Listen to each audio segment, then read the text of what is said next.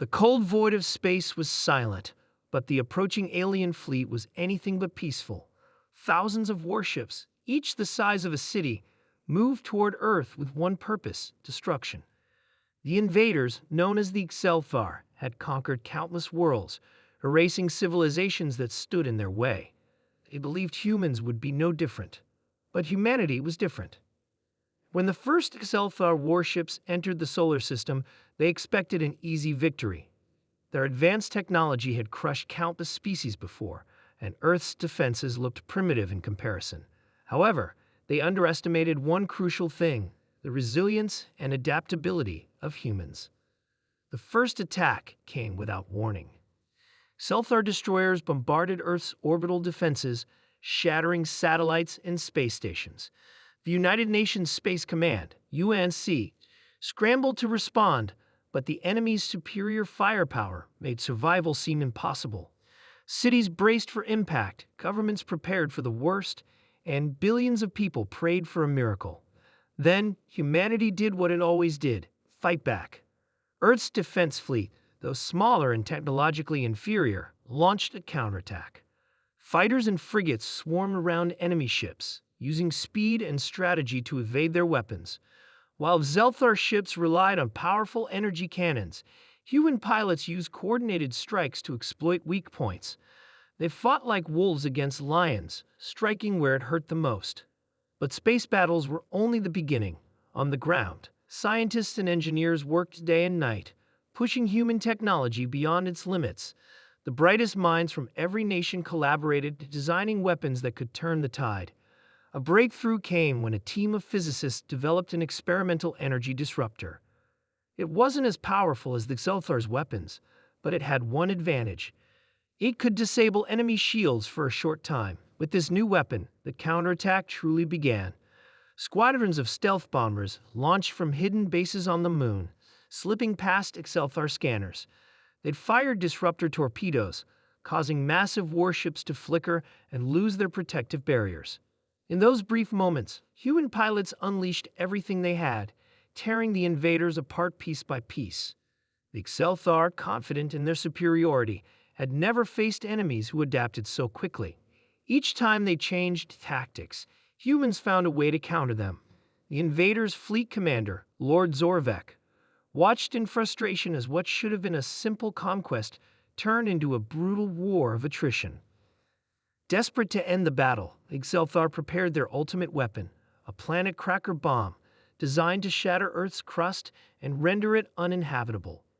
If they couldn't conquer humanity, they would erase it. But humans were always one step ahead. A group of cyber warfare specialists, led by a former hacker named Alex Carter, had been infiltrating the Xelthar's systems since the first attack. After days of relentless effort, they cracked the enemy's security and discovered the bomb's activation codes. As the Xelthar fleet moved into position, Carter's team executed a daring maneuver, hacking into the flagship's central computer and turning the weapon against its own creators. The planet cracker detonated inside the Xelthar's command ship, instantly obliterating their strongest war vessel. The explosion sent a shockwave through their fleet, causing chaos among their ranks. Seeing their leaders destroyed, the remaining Xelthar hesitated. That hesitation was all humanity needed. Every surviving human warship, every fighter pilot, every soldier on the ground launched a final coordinated strike. The Xelthar fleet crumbled under the assault. Realizing their defeat, the surviving invaders fled, vanishing into deep space. Humanity had won. As the dust settled, Earth stood battered but unbroken.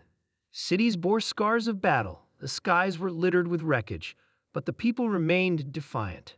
The war had changed humanity forever. No longer would they be seen as weak prey for alien empires.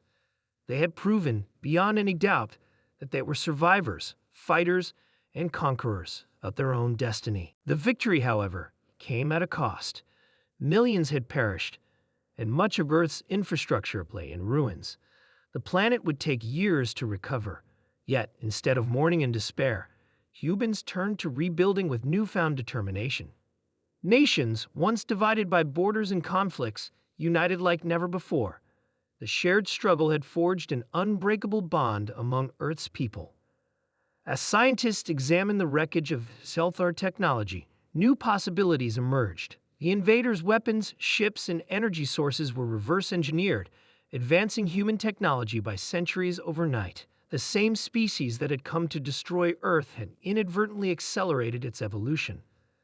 The newly formed Terran Defense Initiative, TDI, was established, bringing together the best minds in science, military, and strategy.